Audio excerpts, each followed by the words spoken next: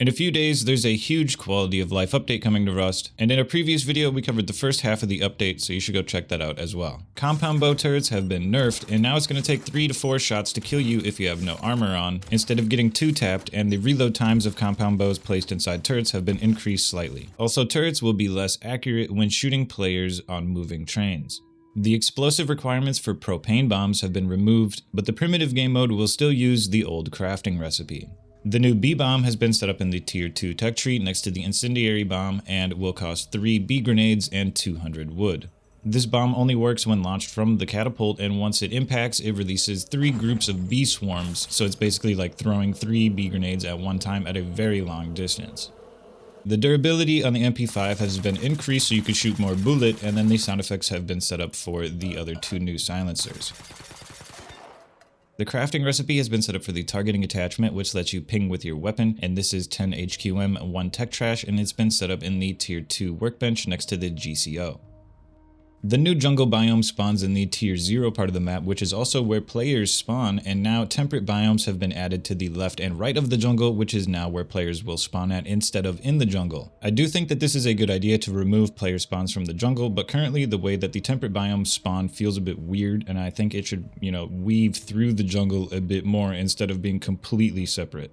Some more good news for the jungle is small rock formations have been added, which increases the node spawns even more, and this buff, as well as the other one to the node population, is going to make building in the jungle much more viable. And finding hemp in the jungle is going to be much easier with this new wild variant. It's much taller and has a purple flower at the top, making it way easier to spot in the jungle. This doesn't affect the hemp growing in your farms, but it has replaced hemp everywhere else in other biomes, and I'm not sure if that's intended because it looks like it was made specifically for the jungle. A few of the jungle sound effects have been polished and updated, as well as some other sound effects in the game changed and fixed. There's a new feature that's currently a work in progress, which allows you to set a campfire as a respawn point for your Steam friends. And that's all the information I currently have at the moment because it's a work in progress that also might not even be releasing until the new party system, which is coming with the new menu, is released, and it looks like this is still going to take some more time before it's ready. And the combination of these new features is going to modernize Rust in the way that you form your teams before loading into a server, as well as improving the experience for new players.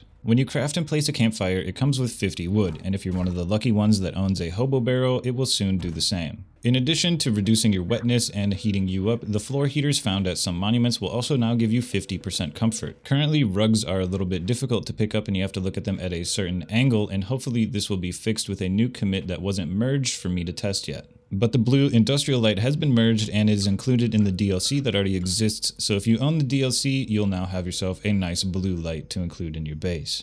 And another change to existing DLC is if you own the jungle pack that comes with these shelves, the single bamboo shelf officially now allows you to place small boxes on it, which allows you to do some crazy stacking like this, but I'm guessing that the colliders are going to be adjusted so that you can't squeeze the shelf into the small box. And the tool that you use to place wallpaper down has been updated with some new features. This is an item that everybody can use and comes with some default skins as well as some DLC. And now if you simply look down, you can put the wallpaper on the floor. I call it floor paper, and it looks like these are going to be the default skins that everybody will be able to use. And if you look up, there's different variations specifically for the ceiling. So the wallpaper, the floor paper, and the roof paper are all 3 different items combined into a single tool. And this is going to allow players much more creative freedom in the way that the interiors of their bases look. Also, the roof paper is actually placeable on the roof tiles, and the wallpaper tool can be placed inside of the tool cupboard. Also, a new command was added called print wallpaper skins, which allows admins to find the short names of all of the wallpapers, roof papers, and floor papers to make it much easier for them to spawn it in for whatever reason. And if you're doing so, there's also some changes to the already existing commands that you can see here.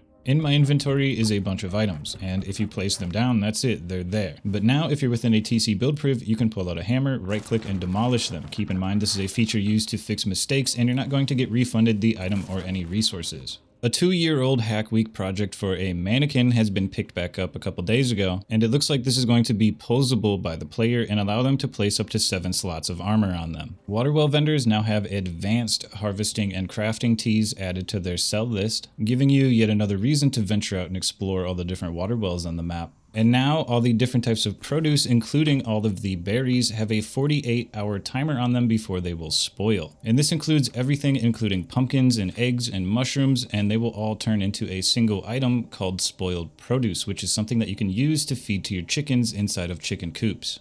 Also, the stack size on black raspberries has been increased to 20, and these, as well as blueberries, are very good items to carry on you for some instant health. The cooking workbench has been moved over to the tier 2 tech tree, and you'll find it down below the large furnace.